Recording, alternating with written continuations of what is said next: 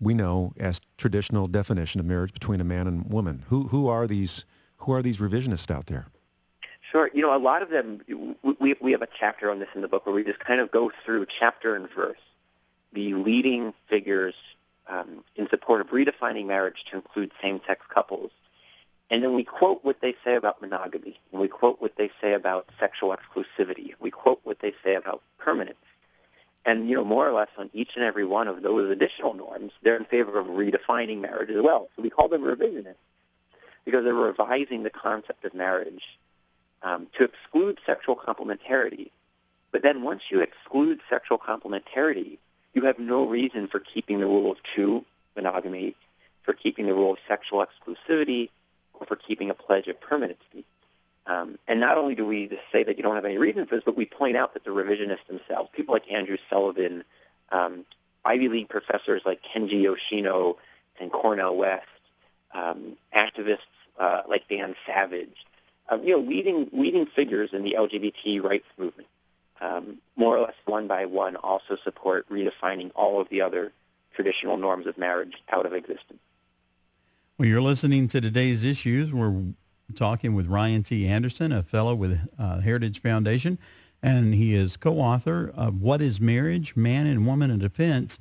And what happened in the election this time where we had 4 states decide to approve same-sex marriage?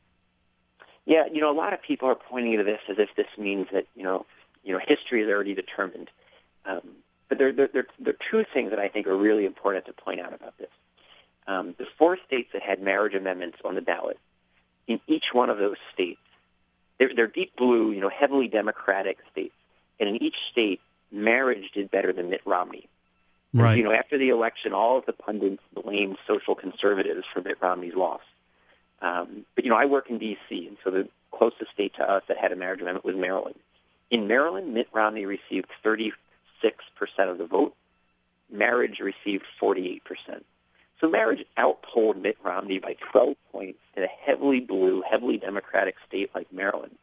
And this was when you had the president, the vice president, the governor of Maryland, celebrities, movie stars, sports stars, all speaking out in favor of redefining marriage. And you had no national leadership, no state leadership, no leadership at all speaking out in defense of true marriage.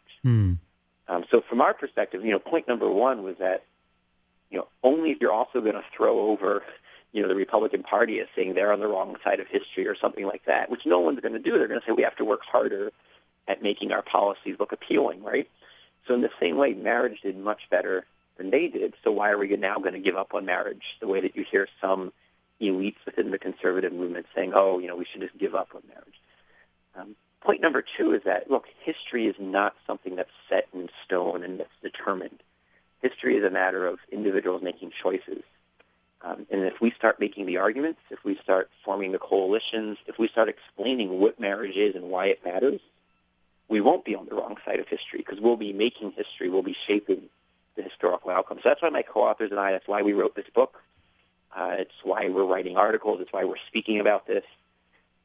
We do it from a philosophical and a social science perspective, trying to make arguments that people who don't believe in biblical religion can understand, trying to make arguments that explain why God created marriage the way that he did.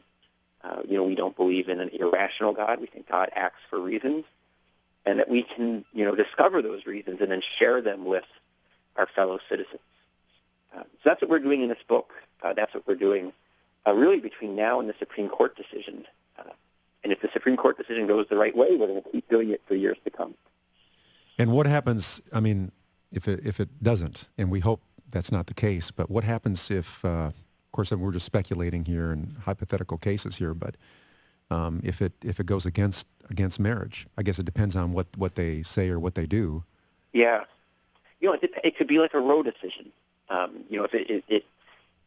If the Supreme Court strikes down laws in all 50 states and goes really, really radical in the way that they did with Roe, 40 years later, the pro-life movement is probably stronger now than it has been at any point in America's history. The young generation, people in their 20s and 30s, are more pro-life than their parents' generation. I'm not expecting that even if they were to rule against marriage. I think it would be much more narrow than that. I think they would say something in the California case that because California had at one point recognized same-sex marriage, that they couldn't then take it back, that taking it back somehow violated equal protection of the law. And then I think in the DOMA case, they would make a more narrow ruling saying that if a state recognizes same-sex relationships as marriages, that the federal government also has to do the same. That you can't have a situation in which the state says yes and the feds say no. Well, but don't we have that now in some of the states that have legalized marijuana? Yes. No, I mean, so that's why it would be an activist decision. I wouldn't agree with the decision. Right. But I think that they would say something like that, because I don't think they want to nationalize it and say all 50 states have to do this. Mm-hmm. Because I think that the Supreme Court justices are smart enough to know that there'd be a backlash. And who wants to be the justice that writes the next Roe v. Wade decision that creates, another culture war? I think they'll try to do it more narrowly. Well, you're listening to today's issues. We're discussing the book, What is Marriage? Man and Woman in Defense. Our guest is Ryan T. Anderson, and he is a fellow with the Heritage Foundation. And Heritage Foundation is a good friend to AFR Talk. We have a lot of you folks on, and we certainly appreciate that, Ryan. You've got some good folks there. Yeah, it's a wonderful, wonderful think tank. I'm happy to be a part of it. Well, as we continue to look at